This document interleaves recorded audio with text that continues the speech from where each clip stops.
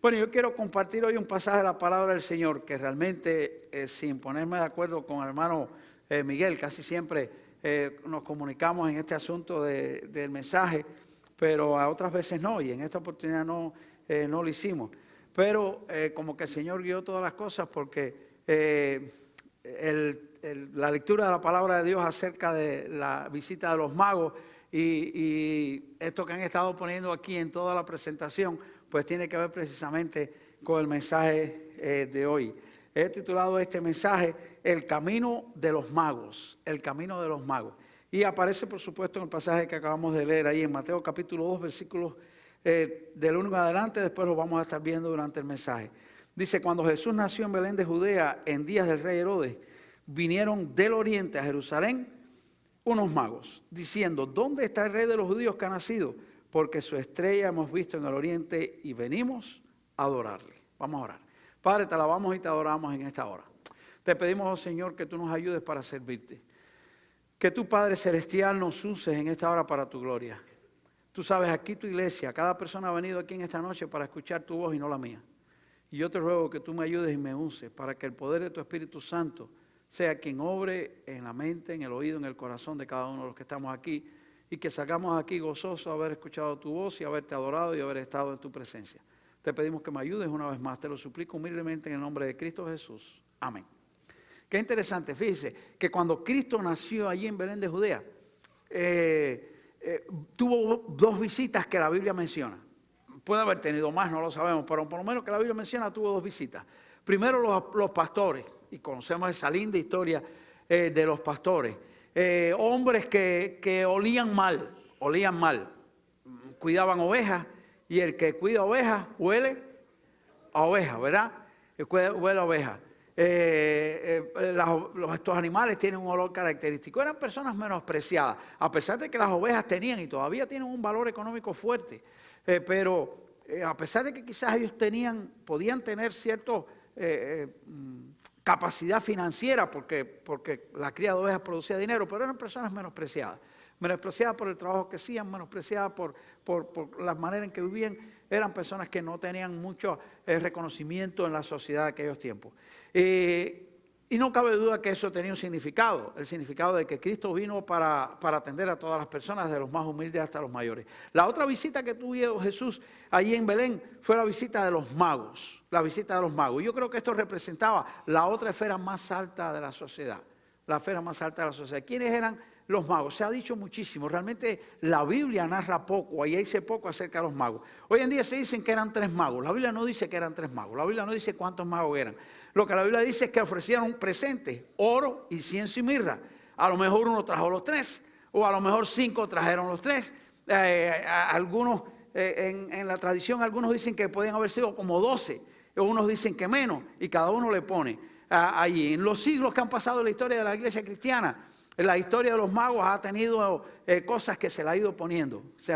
Ya para el siglo III se decían que eran 3 magos, cosa que la Biblia no lo dice. Ya para el siglo VI se decían que tenían nombres, se le pusieron nombres, Melchor, Gaspar y Baltasar. Oye usted, uno de ellos era moreno y no me acuerdo cómo se llamaba. Y dicen que el moreno representaba África, había otro que representaba Europa, y entonces otro representaba Asia. Y para el siglo V pues ya habían para el siglo V y después dijeron que eran reyes. Le pusieron lo de los reyes. Le pusieron los reyes quizás por los regalos que traen y demás. Pero ni la Biblia dice que fueran reyes, ni la Biblia dice que fueran 3. Y son cosas que se le pegan a las historias por el camino, pero no tienen una base bíblica absolutamente en nada. Nosotros quisiéramos pensar un poquito hoy de la historia bíblica de estos magos. Y qué importante que nosotros podamos pensar en eso y centrarnos un poquitico ahí en la historia bíblica para que nosotros podamos comprender las lecciones hermosas que esta historia trae para nuestras vidas, porque no cabe duda que trae historia para nuestras vidas. Todas las cosas en torno al nacimiento de Jesucristo fueron altamente representativas. Las visitas de estos hombres, el lugar donde nació, los regalos que le dieron, todo representaba quién era aquel niño que nacía y qué era lo que él venía a hacer. Y qué importante es que nosotros podamos aprender de las lecciones de estas historias. Y del camino de los magos aprendemos varias lecciones que queremos compartir con ustedes en esta hora. En primer lugar, aquellos magos dice que salieron del oriente y seguían una estrella. ¿Qué era aquella estrella? Era una señal. Una señal que les iba a llevar hasta el lugar donde estaba precisamente el niño Jesús. Déjeme decirle esto. Nosotros estamos para terminar un año y estamos listos para empezar otro. Cada vez que se acaba un año, ¿sabe qué es lo que pasa? ¿Perdón? Viene otro después. Claro que viene otro después. Cuando yo era muchacho en las iglesias en Cuba, antiguamente había una costumbre que el día 31 de diciembre una persona se vestía de viejo, que no tiene que ser viejo, y otro venía de joven, que a veces no era ni joven. Uno representaba el año que terminaba, otro representaba el año que comenzaba. Y así es la vida. Un año va, pero otro año viene detrás y nosotros vamos caminando a través de ello. Y cuando llegue esta época del año, es importante que nosotros pensemos un poco en el año que ha pasado, pero nosotros nos proyectemos un poco hacia el año que está por delante, hacia dónde nosotros estamos caminando. Y qué bueno es que en este tiempo nosotros podamos pensar en esta historia de los magos, porque estos magos, ellos siguieron una señal que el Señor les dio para llegar hasta el lugar donde el Señor les quería que ellos llegaran a ir para realmente encontrarse con Jesús. Y qué bueno que nosotros podamos pensar hacia dónde va a ir mi vida el año próximo. ¿Cuál va a ser el sendero que va a tomar? ¿Cuál va a ser el sendero que va a tomar? ¿Qué sendero tiene mi vida? Hablé con un joven hace unos años atrás y yo le preguntaba a aquel joven qué planes tenía en su vida, qué iba a estudiar, qué planificaba hacer, qué pensaba hacer. Y me dio tanta tristeza, porque el muchacho ni sabía qué iba a hacer, mucho menos sabía que iba a estudiar, no tenía planes en su vida, no sabía si se iba a quedar en este país, no sabía si iba a regresar al suyo. No sabía nada. Y le dije, mira, Dios no quiere que nosotros vivamos en este mundo así. Dios tiene un propósito para nosotros y Dios quiere que nosotros lo conozcamos y lo sigamos. Dice la Biblia que estos magos, dice que vinieron siguiendo una estrella, una señal que Dios les dio para que ellos pudieran estar con seguridad andando y llegar hasta el lugar donde Dios quería que ellos llegaran. Déjenme decirle, ¿quién eran los magos? Se ha hablado muchísimo acerca de quiénes eran estos magos. La palabra mago viene de una palabra persa que dice algo así como magushi o magusha, que significa sacerdote. Significa sacerdote. Muchos escritores han dicho que estos magos eran personas eruditas. Eran personas preparadas, era un título para personas que estaban profundamente entrenados en una serie de conocimientos especiales. Eran personas eruditas y por eso yo creo que representaban la parte más alta y más especial de la sociedad de aquellos tiempos. Estos magos, unos dicen que eran astrólogos, otros dicen que no eran astrólogos. No cabe duda que la astrología de aquellos tiempos funcionaba, pero la astrología no era algo que realmente a Dios le agradaba. Estaba un poco en el Antiguo Testamento. Se habla mal acerca de las personas que estaban mirando los astros para ver señales y demás. De modo que no creo que haya mucha posibilidad de que estos magos fueran verdaderamente astrólogos. Dicen que en el sur de Arabia había personas que se dedicaban a esto. Y dicen que también en la zona de Babilonia había personas que se dedicaban al estudio de los astros y las constelaciones y demás. Qué importante es que nosotros podamos saber. Realmente no podemos saber quiénes eran los magos. Yo creo que venían del oriente. Hoy en día algunas personas que escriben acerca de esto los han puesto a venir totalmente contrario, del este. Yo me quedo con la versión de la Biblia que dice que venían del oriente. Así que pueden haber venido del sur de Arabia, pueden haber venido de Babilonia, de esa zona oriental que queda del otro lado, de Israel. De ahí dice la Biblia que ellos venían. ¿Qué eran? Al final no lo sabemos. Lo único que sabemos es la designación que se le da de magos y saber que esta designación era dada a personas que tenían grandes conocimientos en la antigüedad de aquellos tiempos. Dos cosas sabemos. Una, aquellas personas estaban buscando de Dios y Dios les dio una señal para que los encontraran. Escúchame bien. Hoy en día todavía, todo ser humano que busca de Dios, Dios le da una señal para que la encuentre. Porque Dios se ocupa de que cada ser humano que quiera encontrarle pueda hacerlo, aunque lo busque quizás por un lugar equivocado. Si tú lo estás buscando con sinceridad, Dios te va a revelar el buen camino para que lo encuentres. Y eso fue lo que hizo con los magos. Qué bueno que nosotros podamos hacerlo hoy así también. Fuera de quienes fueran aquellos magos. Quienes fueran aquellos magos, no importa. Lo que importa es que encontraron a Jesucristo. Quién haya sido tu vida hasta hoy, escúchame, quién haya sido tu vida hasta hoy, no importa. Lo que importa es que si tú quieres buscar a Jesucristo, Dios te va a dar una señal para que tú lo encuentres. Y eso es lo que nos enseña la historia de los magos. Dios está dispuesto para perdonarlos. Si eran astrólogos o no eran astrólogos, si hacían lo que a Dios le agradaba o no hacían lo que a Dios le agradaba, no importa. Lo que importa es que el Señor estuvo dispuesto a perdonarlos. Y ellos pudieron encontrar con Jesucristo y sus vidas fueron transformadas. Qué bueno es que nosotros podamos saber esto. Pero ellos siguieron una estrella, una señal que Dios les dio. Amados hermanos, qué importante es que nosotros podamos vivir en este mundo y saber cuál es el propósito del camino que Dios quiere que nosotros andemos, que Dios quiere que nosotros tomemos en nuestra vida. No hagamos, por favor, como el chinito de la película que ya les he hablado, que venía caminando por un camino y cuando el camino se bifurcó en dos, se viró de espalda, tomó un palo, lo tiró de espalda y para donde cayó el palo, por ahí tomó. No, por favor, así no es la vida. Esa no es la vida que Dios quiere para nosotros. Dios quiere que tú sepas hacia dónde Él quiere que tú vayas. Y Dios te quiere guiar de la mano. Y Dios te va a dar señales para que tú sepas cuál es el camino que debes tomar. Pero tú debes buscarla. Nosotros debemos estar dispuestos a seguir las señales de Dios. ¿Cuáles son las señales de Dios? Bueno, a veces las señales Dios nos las da de mil maneras. No tiene que ser una luz. ¿Qué cosa era la luz de la estrella? Dicen muchos escritores, hablan muchísimo acerca de la estrella. Algunos se ponen a buscar las constelaciones desde el oriente, a ver cuál era la estrella que apuntaba hacia Israel. Y hablan de la estrella polar, y hablan de Saturno, y hablan de un montón de planetas y un montón de cosas por ahí. Mire, es muy difícil que una estrella pueda apuntar a un lugar exacto como lo apuntó la estrella de Belén. Porque dice cuando ellos salieron de donde estaba Herodes, y vamos a hablar de eso ahora. Dice que ellos volvieron a ver la estrella. Dice que la estrella los guió hasta donde estaba Jesús. De todos los escritos que he leído acerca de la historia de la estrella o de las ideas acerca de la estrella, el que más me ha gustado y me satisface es uno que leí que dice que más que un astro celestial debe haber sido un ángel de luz que los guió hasta el lugar exacto donde estaba la estrella. Esa es la explicación que más a mí en lo personal me satisface. Dice la palabra de Dios en el libro de Apocalipsis capítulo 10 versículo 1 que un ángel del cielo descendió y Juan lo vio y dice que su rostro era como el sol y sus pies brillaban como el fuego. ¿Por qué no pudo haber sido un ángel que se movió, que les apuntó, que les enseñó y que pudo apuntar exactamente el lugar de Belén y el lugar del establo? Yo creo que puede haber sido algo de esta manera, que el Señor lo hizo para que ellos pudieran encontrar el lugar exacto donde estaba.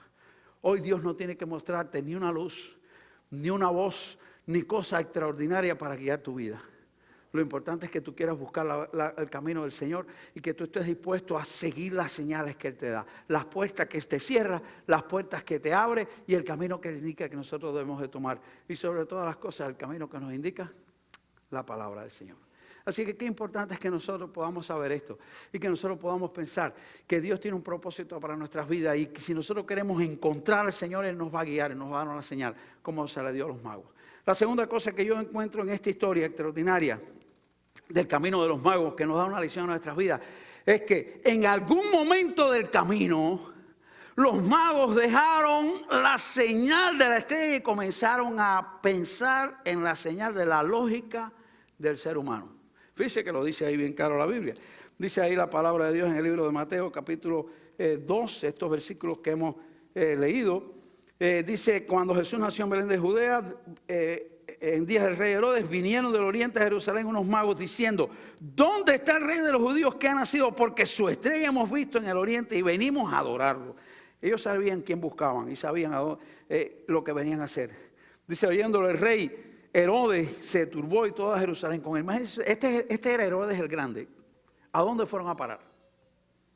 Nada más y nada menos que a Jerusalén y al mismísimo palacio de Herodes. Herodes el Grande. ¿Qué se dice Herodes el Grande? ¿Usted sabe lo que se dice Herodes el Grande? De Herodes el Grande se dice que era un genio. Era un genio constructor. Construyó fortalezas, construyó cosas para su época extraordinarias. Era un genio, era un cerebro, era un hombre inteligentísimo. Dicen que también era un asesino. El que se le paraba adelante, lo mataba. Dicen que César, al final, el que de verdad gobernaba, porque Herodes era rey por título, pero sobre Herodes estaba el César. Dice que el César, que conocía a Herodes, decía que era mejor ser un perro de Herodes que ser uno de sus hijos. Porque Herodes llegó a matar a sus hijos. Cuando él veía y pensaba que un hijo podía hacerle daño, pues sencillamente mataba a sus hijos. Y César decía, es mejor ser un perro de Herodes que ser uno de sus hijos. Ese era Herodes, un asesino, un hombre inteligente, pero era un hombre que tenía complejo de persecución. Ahí fue donde ellos fueron a parar. Y venir a decirles que venían a ver al rey de los judíos que había nacido y que venían a adorarlo. Adorar un rey no era nada extraño en aquellos tiempos. Los césares reclamaban adoración, así que eso no era nada raro que ellos vinieran a decirle una cosa como esa. Pero cuando Herodes oyó, rey de judíos, ese soy yo. Y aunque Herodes para esta época hacía 30 años que gobernaba en toda esa zona y tiene que haber sido un hombre mayor, no le importó los años que él tenía, sino que dijo: a ese rey lo mato yo. Así que ellos fueron a parar nada más que nada menos que al palacio de Herodes. ¿Por qué? Porque era lógico. Era lógico. Si es el rey de los judíos, ¿dónde debe estar? En la capital de Israel. ¿Dónde es la capital de Israel? Jerusalén. Y si es el rey de los judíos, ¿dónde deben nacer? Deben nacer en el palacio del rey. Los reyes nacen en el palacio de reyes. Y siguieron la lógica. Y fueron a parar sencillamente ahí a aquel lugar. Pero no era ahí donde había nacido. ¿Dónde Cristo había nacido? Dice más adelante que el rey, dice que buscó a todo el Sanedrín y les preguntó ahí dónde había de nacer el Cristo. Dice que ellos le dijeron: en Belén de Judea, porque así está escrito por los profetas, por el profeta. Y tú, Belén, de la tierra de Judá, no eres la más pequeña entre los príncipes de Judá, porque de ti saldrá el guiador que apacentará a mi pueblo Israel. En la profecía decía que Jesucristo iba a nacer en Belén de Judea. Era de la linaje de David. Y como David era de Belén, Jesucristo tenía que haber nacido en Belén. El Mesías tenía que haber nacido en Belén. Al final de todo, ¿dónde los magos reencontraron el camino? ¿Usted sabe dónde los magos reencontraron el camino? En la palabra de Dios. La profecía estaba escrita. Y la profecía les permitió desconectarse de la lógica humana para volver a conectarse en el camino del Señor. Dice que cuando salieron de allí, volvieron a ver la estrella. Y la estrella los guió hasta el lugar exacto donde estaba el niño. Dice que cuando la vieron se regocijaron con muy grande gozo. ¿Sabe qué gozo? El gozo de saber que estás en el camino de la voluntad de Dios. Hoy en día hay una palabra moderna que viene del inglés, por supuesto, que se dice el track. Cuando usted compra algo por internet, te dan ahí algo para que tú puedas, y hablándolo en el cubano de Hialeah, traquear aquello que has comprado. En estos días estuvimos traqueando los televisores de Miguelito que no se sabe dónde están. El track. Qué triste cuando perdemos el camino. Qué triste cuando perdemos el camino. Pero el Señor nos da señales para que volvamos. ¿Y sabe usted dónde las encontramos? Las encontramos en la palabra de Dios. Déjame decirte, la lógica humana es creada por Dios. De modo que si es creada por Dios es buena. La lógica del ser humano no es mala, es buena. Lo que la lógica del ser humano 100% no nos pone en el camino de Dios. Y eso es importante que nosotros lo aprendamos y lo podamos darnos cuenta de ello. La lógica humana no tiene nada de malo, pero nosotros no podemos 100% llevarnos por la lógica. No podemos pensar que la lógica del ser humano me va a llevar hasta la presencia de Dios, porque en algún momento me puede perder. Si fuera así, no haría falta la Biblia. Si la lógica humana fuera lo que nos llevara hasta el camino de Dios, no haría falta la Biblia. Cada uno de nosotros, usando la lógica, estudiaríamos la lógica humana, y usando la lógica podríamos llegar hasta la presencia de Dios, pero no es así. Dios nos dio su palabra, porque no siempre la voluntad de Dios, el camino de Dios se encuentra a través de la lógica del ser humano. No siempre. Aunque muchas veces nosotros guiamos nuestra vida por razonamientos de nuestra propia lógica y pensamos que estamos bien, pero estamos equivocados. Porque el camino de Dios no siempre anda por el curso de la lógica de mi cerebro ni de mis pensamientos. Y tenemos que tener mucho cuidado. Porque la historia del camino de los magos nos enseña a nosotros que el camino de Dios puede ir más allá de lo que yo puedo estar pensando y puedo estar planificando para mi vida. Muchas veces lo he dicho y lo he contado otras veces. ¿Cuáles eran los planes que yo tenía para mi vida? Los planes que yo tenía para mi vida no tienen nada que ver con los planes de la vida que Dios puso para que yo viviera. Lo que yo quería en mi vida era estudiar una carrera en la universidad, tener un trabajo cerca de mi casa, ir todos los días al trabajo, tener una familia, tener una casa, ir al trabajo, ponchar la tarjeta de entrada, ponchar la tarjeta de salida, llegar a mi casa, bañarme, comer y sentarme en el portal a echarme fresco. Y así vivir una vida tranquila, bonita y de maravilla. Cuando verdaderamente yo tenía todas las cosas que yo había pensado hacer, Dios me dijo: esto no es lo que yo quiero que tú hagas. Y ni te vas a sentar en el portal, ni vas a estar cerca de tu familia, ni vas a tener tiempo para ponchar. Y nunca jamás no vas a ponchar una tarjeta de entrada, pero jamás vas a ponchar una tarjeta de salida. Y cambió todos los planes de mi vida. La lógica mía toda quedó a un lado. Pero los planes de Dios han sido buenos para mi vida. Y los planes de Dios van a ser buenos para tu vida también. Yo no sé cuáles son los planes de Dios para tu vida. Pero los planes de Dios son buenos para tu vida. Y lo que es bueno para tu vida no necesariamente tiene que provenir de la lógica de tus pensamientos. Es mejor que te rindas a la señal de Dios y sigas su voluntad. El Señor te la va a mostrar con tu palabra. ¿Dónde los magos reencontraron el camino? ¿Sabe dónde los magos reencontraron el camino? En la profecía de la palabra del Señor. Al final, ¿qué fue lo que pasó? Herodes mandó a buscarle el Sanedrín buscó la profecía y dijeron: aquí en Miqueas dice que van a nacer en Belén de Judea. Y ahí encontraron y volvieron a traquear el camino y tomar el camino que les llevó verdaderamente para llegar hasta donde estaba Jesucristo. No pierdas el camino. El 2020 está por llegar. Busca la voluntad de Dios, busca su señal y no pierdas el camino. No dejes que las lógicas de tus pensamientos te vayan a separar el camino. Sigue el camino de la voluntad de Dios, porque el camino de la voluntad de Dios te va a llegar hasta la victoria. La victoria de los magos fue encontrar a Jesucristo. Y la victoria de tu vida y la mía va a ser encontrarnos un día con Jesucristo en la eternidad por toda la vida. Y qué importante es que nosotros no perdamos ese camino.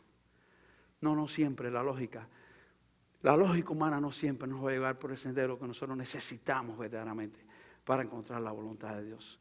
Y eso nos enseña la palabra del Señor ahí en este hermoso pasaje. ¿Qué más nos enseña este pasaje? Nos enseña que Dios tiene un propósito para nosotros, que si tú lo buscas lo vas a encontrar. Nos enseña que tenemos que seguir la señal de Dios sobre la lógica de nuestros pensamientos. Nos enseña a nosotros también que cuando nosotros miramos a Dios, Él nos va a guiar hasta el final. No tengas miedo. Porque Dios, si tú quieres que Dios te guíe, Dios te va a guiar. Una de las cosas más que sacude al ser humano es cuando tenemos que tomar una decisión y no sabemos qué vamos a decidir. ¿Cuántos hemos estado en esa situación? Y no sé qué es lo que voy a decidir. Hay decisiones sencillas que tienen consecuencias sencillas y bueno, si me equivoqué, me equivoqué. Pero hay decisiones trascendentales que tienen consecuencias trascendentales en nuestra vida. Y qué importante que nosotros tengamos muy cuidadosos en saber cuál va a ser esa decisión. Porque eso puede afectar muchas cosas en el futuro de mi vida. Y ahí es cuando nosotros entonces empezamos a temblar. ¿Qué voy a hacer? ¿Por dónde voy a tomar? ¿Por dónde voy a tomar? Déjame decirte, lo que tenemos es que tomar la decisión de estar en las manos de Dios. Porque lo mejor para tu vida y lo mejor para mi vida no es lo que yo he planificado en mi vida, sino lo que Dios tiene planificado para mí. Porque ahí es donde está el triunfo en mi vida. El triunfo en mi vida está en hacer la voluntad de Dios. Alguien dijo un día, ¿qué cosa es el éxito? Hoy en día se habla mucho del éxito y la gente de éxito. Y muchas veces se asocia el éxito con dinero, con fama, con riqueza. Muchas veces el éxito del mundo secular de nuestros días se asocia con esas cosas. Dinero, fama, riqueza, comodidades. Eso es éxito para el mundo de hoy. ¿Pero qué es éxito para la Biblia? ¿Sabe lo que es éxito para la Biblia? Descubrir cuál es el plan de Dios para tu vida y hacerlo. Ese es el éxito de Dios para cada uno de nosotros. El hombre más éxito en este mundo, ¿quién fue? ¿Sabe quién fue el hombre de más éxito en este mundo? El hombre de más éxito de este mundo fue Juan el Bautista, lo dijo Jesucristo. Dijo, más grande que él no ha nacido otro de mujer. No ha nacido otro. No ha nacido otro más grande que Juan el Bautista. ¿Y cuál fue la vida de Juan el Bautista? Si la vida de Juan el Bautista se fuese a evaluar a través de la visión del mundo de hoy, la vida de Juan el Bautista hubiese sido un desastre. Un desastre. Un desastre. Una persona que sencillamente Dios lo mandó para hablarle a las multitudes. Y en lugar de estar en las ciudades, estaba en el desierto. Mala estrategia, un desastre, mala estrategia. Un hombre que tenía que traer las multitudes para hablarles de que detrás de él venía Jesucristo, porque ese era el propósito de su vida. Dice la Biblia que había venido para allanar el camino del Señor, para preparar el pueblo, para que el pueblo después recibiera al Mesías. Y lejos de estar en la ciudad, estaba en el desierto, lejos de decirle cosas agradables a las personas. ¿Cuál es el mensaje de Juan? Duro, arrepentido. Y le decía, generación de víboras, ¿quién os ha enseñado a huir de la ira venidera? Duro mensaje. Y la gente venía. Y la gente venía. La gente salía de la ciudad y iba donde estaba él. Un hombre que ni siquiera se vestía a la moda. Ni siquiera se vestía a la moda. ¿Cómo te vas a vestir para hablar de Dios? A veces las personas quieren vestirse de una manera que compagine con las personas porque se creen que de esa manera pues van a... Pues mire, Juan el Bautista se vestía raro. Se vestía raro. Estaba vestido de pelos de camello. Tenía un cinto. Comía raro, comía raro. Langosta y miel silvestre. Y no langosta de Red Lobster, por favor. Comía raro. Saltamontes. Insectos. Iba a decir la otra palabra a los cubanos, pero no la voy a decir. Comía raro. Para terminar su vida, cometió el mayor de todos los disparates. Al otro Herodes, no Herodes el grande, sino el que siguió después de él, Herodes tetrarca, le empezó a decir que él estaba viviendo con la mujer de Felipe, su hermano, y que no le era lícito. ¿Qué le importaba a Herodes ser adúltero? ¿Usted me puede explicar? ¿Qué le importaba a Herodes ser adúltero? Si los romanos eran los más corruptos moralmente que había sobre esta tierra.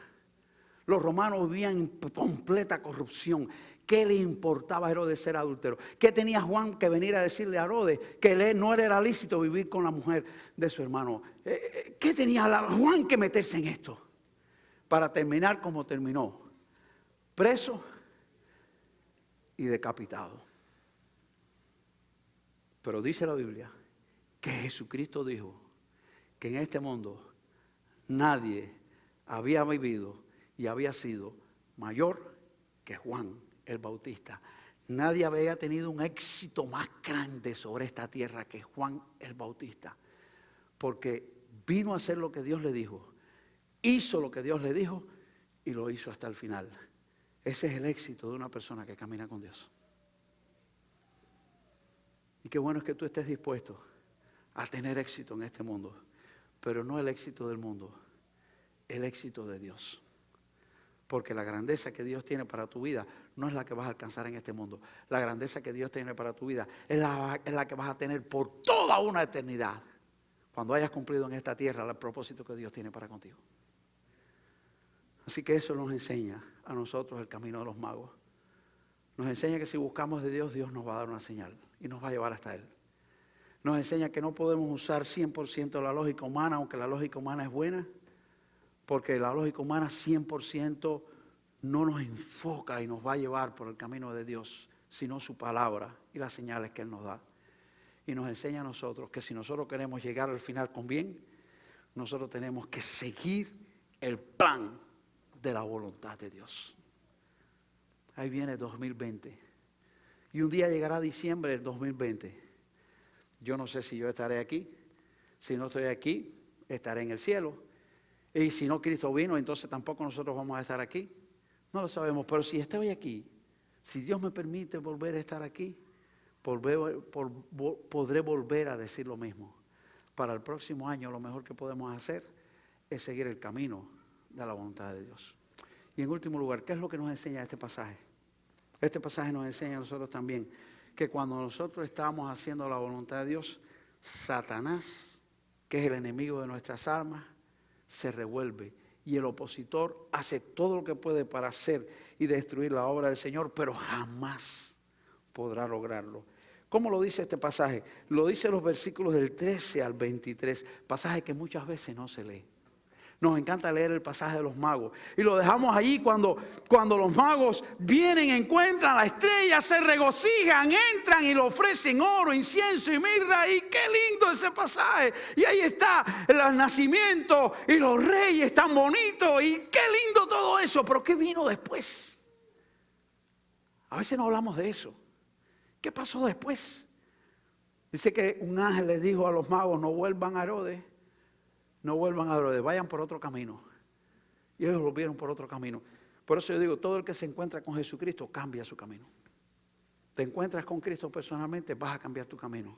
Y vas a tomar un camino mejor. El camino de Herodes era el camino del engaño. El camino que ellos tomaron, que no sabemos cuál fue, era el camino de la bendición y de la vida que Dios tenía para ellos y para el niño también.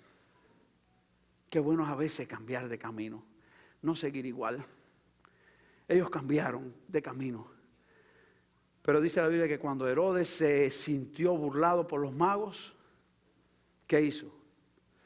Dice que sencillamente mandó a matar a todos los niños menores de 2 años en Belén y en todos sus alrededores. Qué terrible, qué espantoso, qué historia más terrible. Pero sabe, también estaban las profecías.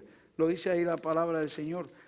Dice, entonces se cumplió lo que fue dicho por el profeta Jeremías cuando dijo, voz fue oída en Ramá, leo el 18, voz fue oída en Ramá, grande lamentación, lloro y gemido, Raquel que llora a sus hijos y no quiso ser consolada porque perecieron. Si Herodes mandaba a matar a estos Herodes, aunque este no era el grande, pero si estos Herodes mandaban a matar a su familia, ¿qué le importaba mandar a matar a los niños de Belén? Y dice que todos los niños menores de 2 años de Belén, él los mandó a matar. ¿Usted puede imaginar esta historia? ¿Usted puede imaginar cuánto dolor, cuánto llanto, cuánto sufrimiento? ¿Usted puede imaginar cuánta tragedia produjo todas estas cosas? Déjeme decirle esto, pero de todas maneras el Señor protegió a su hijo. Un ángel le dijo a José, vete a Egipto, se fue a Egipto. ¿Para qué? ¿Cuántas profecías se cumplieron? Después vino de Egipto y dice la Biblia que había una profecía que decía, de Egipto llamé a mi hijo. Y entonces fue a Nazaret y dice la Biblia que había una profecía que iba a ser llamado Nazareno. ¿Cuántas profecías se cumplieron en la vida de Jesucristo? Dios estaba guiando cada paso. Dios estaba haciendo cada cosa. Aunque Satanás quería impedirlo, aunque Satanás quiso hacerlo, la obra de Jesucristo fue estorbada por Satanás una y otra vez. Una y otra vez la obra de Jesucristo fue estorbada por Satanás. ¿Recuerdan cuando le dijo a Pedro, apártate de mí, Satanás, me eres tropiezo? ¿Recuerdan? ¿Recuerdan cuando pasaban frente a la cruz y le gritaban, si eres hijo de Dios, échate abajo, bájate? La gente habla de la última tentación de Cristo. Hay una película herética por ahí de la última tentación de Cristo. Es una pura herejía. ¿Usted sabe cuál fue la última tentación de Cristo? Si hubo una última tentación de Cristo fue cuando Cristo estaba clavado en la cruz y pasaban frente a la cruz y le decían, si eres hijo de Dios, échate abajo y vamos a creer en ti. Déjame decirle, Jesucristo había venido para que la gente creyera en Él. Jesucristo sí era hijo de Dios. Jesucristo sí podía bajarse. Pero si Jesucristo se hubiese bajado, ni tú y yo hoy tendríamos salvación.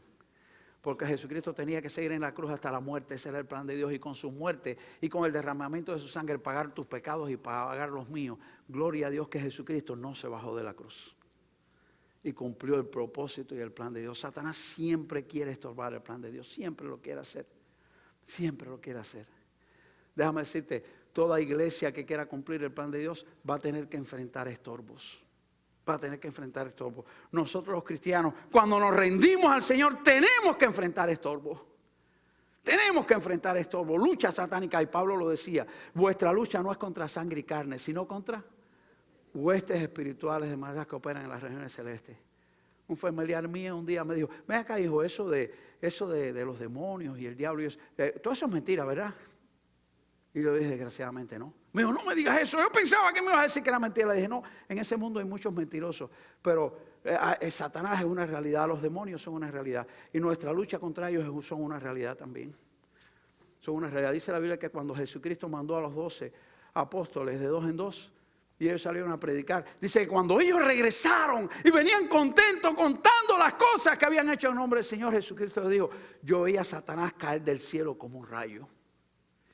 ¿Qué significa eso?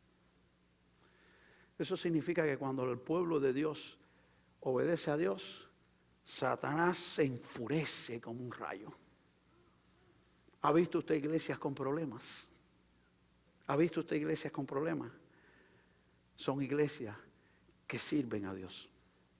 La iglesia que no tiene problemas es la iglesia que no tiene ningún problema. Esa iglesia es la iglesia que complace al enemigo.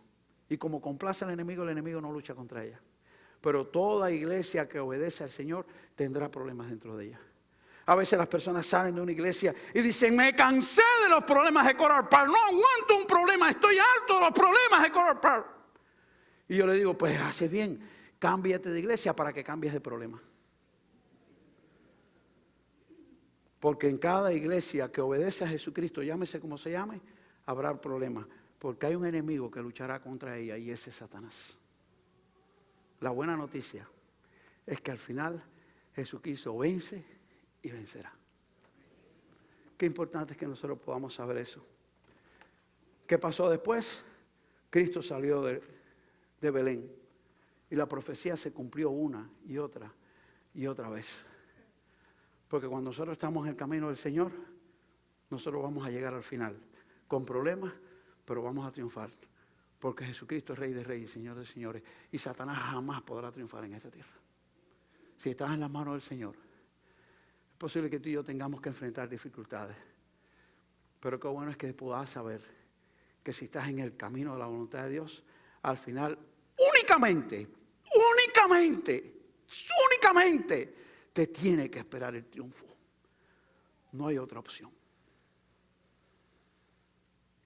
De vez en cuando en el celular miro algún pequeño video de YouTube. Y en estos días, cada vez que he tenido tiempo y he estado mirando alguno de ellos, no sé por qué, pero me han salido algunas peleas ¿recuerdan a Cassius Clay? ¿Cómo se llamaba él? Muhammad Ali. Algunas peleas de Muhammad Ali. Claro, ponen corto solamente, 2-3 minutos, por eso me gusta, porque no tengo mucho tiempo y lo puedo disfrutar.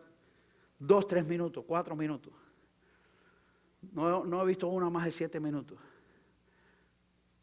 ¿Cómo terminaba la pelea? ¿Cómo terminaba? Todo el mundo lo sabe. El contrario en el piso. La última que vi se fajó con uno que estaba fuerte, un prieto de bigote, no sé cómo se llamaba. Olvídense los nombres, ustedes saben mi problema. Y yo dije, con este le va a ir mal, porque este tipo sí está fuerte, estaba más fuerte que él. Y yo dije, con este tipo le va a ir mal, porque este tipo sí está fuerte. Pero fue la misma historia. Él peleaba con las manos abajo, increíblemente. Generalmente los boxeadores se cubren el rostro, no, él peleaba con las manos abajo. Peleaba con las manos abajo, se movía. Y él aquel dice, si le da uno, lo va a tumbar. Y se movía, y le dio. Y a los 3 minutos se lo quitaron, porque el hombre no sabía para dónde estaba el norte, ni el sur, ni el techo, ni el piso. A los 3 minutos se lo quitaron. Amado hermano, Jesucristo es Rey de Reyes y Señor de Señores. Al final Jesucristo va a vencer.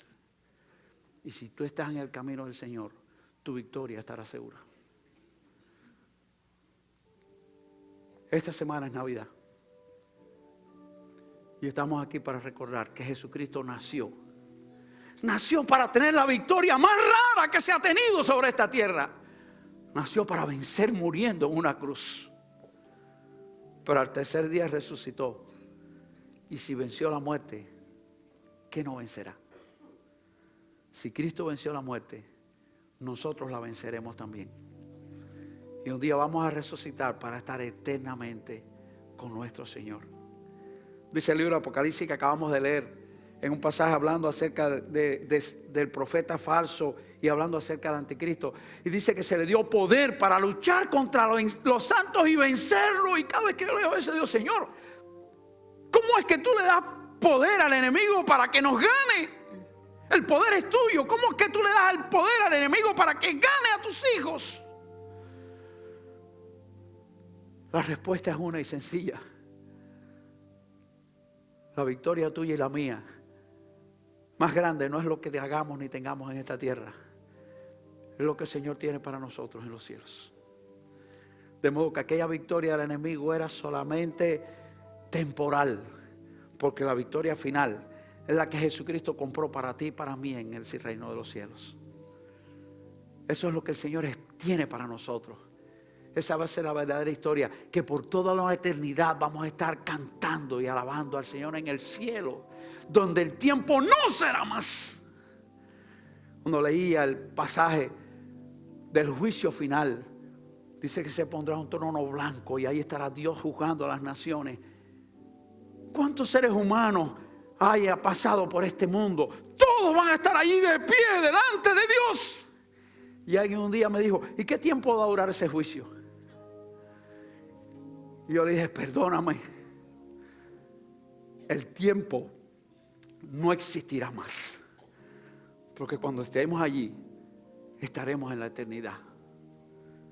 El tiempo no será medida, porque nunca más terminará. Ahí está el triunfo de Dios para tu vida y para la mía. Ahí está el regalo de Dios, y ese es el regalo de la Navidad. Por eso yo quiero hacer 2 preguntas en esta mañana. ¿Habrá alguna persona aquí que todavía no está seguro que su nombre está escrito en el libro de la vida? Aquellos que van a entrar en la eternidad con Dios y no van a estar en un lugar de condenación. Si usted todavía no está seguro que su nombre está escrito en el libro de la vida, yo tengo la responsabilidad delante de Dios en esta hora de invitarte para que tú, como yo lo hice un día, te arrepientas de tus pecados, no importa cuáles sean, no importa dónde salieron los magos, no importa. Lo que importa es que encontraron a Jesucristo. No importa de qué mundo tú salgas, no importa. Lo que importa es que Jesucristo te está esperando hoy en este día. Jesucristo lo único que está esperando es que te diga: Señor, perdona mis pecados. Yo te acepto como mi Salvador. Si hubiese alguna persona aquí hoy que nunca se lo ha dicho al Señor, yo quiero invitarlo para que usted lo haga. Y que usted le diga: Señor, perdona mis pecados. Yo te acepto como mi Salvador. Yo quiero que tú escribas mi nombre en el libro de la vida, porque aquí yo quiero estar por la eternidad. ¿Habrá alguien que nunca se lo ha dicho al Señor y hoy quiere decírselo? ¿Quiere usted alzar su mano? Alguien va a orar por usted. Alguien va a orar por usted. ¿Quiere usted alzar su mano? ¿Quiere usted decirle: Señor, perdona mis pecados? Yo te acepto como mi Salvador personal. Yo no te estoy invitando a hacerte miembro de la iglesia bautista, ni a hacerte bautista. Y como siempre digo, no te estoy invitando ni siquiera a volver a esta iglesia. Te estoy invitando a que aceptes a Cristo como tu Salvador y lo hagas tu Señor. Y comiences a andar en el camino de su voluntad. Esa es mi invitación. ¿Habrá alguien que quiera hacerlo? Pregunto solamente una vez más. ¿Habrá alguien que quiera hacerlo? ¿Quiere usted decirle: Señor, perdona mis pecados, yo te acepto como mi Salvador? Manifiéstalo alzando tu mano, porque yo quiero orar por ti en esta hora. ¿Habrá alguien? Yo tengo una segunda pregunta. Y esta sí es un desafío. Es el desafío de coger mi vida y ponerla en las manos del Señor para hacer su voluntad. Su voluntad que puede ir más allá de mis pensamientos. Su voluntad que puede ir más allá de mi lógica, de mi razonamiento. Pero su voluntad que me va a llevar hasta el final con victoria. ¿Quién está listo para decirle: Señor, en el 2020, aquí estoy, para hacer lo que tú quieras, para andar por lo que tú quieras, para vivir como tú quieras, para hacer tu voluntad? Yo voy a seguir el camino de los magos. Yo quiero ver tu señal y voy a llegar hasta ti. ¿Quieres decírselo al Señor? Ponte de pie y vamos a orar junto conmigo. Señor y Padre celestial, en esta hora yo te alabo y te adoro. Te doy gracias por tu palabra. Te doy gracias por la Navidad. Gracias. Gracias por este tiempo. Sí, Señor, es cierto, el mejor tiempo del año, donde nos llenamos de gozo, de luces, de colores, de celebraciones, de regalos, porque la Navidad es felicidad. Cristo vino para comprar nuestra salvación y por eso estamos gozosos en esta hora. Por eso te alabamos y te adoramos y bendecimos tu nombre. Te pedimos que nos ayudes para vivir en el camino de tu voluntad, para ser como los magos que vieron la estrella y la estrella los guió hasta ti. Permite, Padre, que nada nos salga del camino, sino que nosotros podamos llegar hasta el final con triunfo, con tu triunfo y con tu victoria, para la gloria de tu nombre. Bendice esta tu iglesia de Coral Park. Permite, Señor, que ni en el 2020 ni hasta el día de tu venida jamás esta iglesia se salga de tu camino. Que podamos ser fieles a ti y glorificar tu nombre hasta el día que tú vengas por ella. Te lo ruego humildemente en el nombre de Cristo Jesús.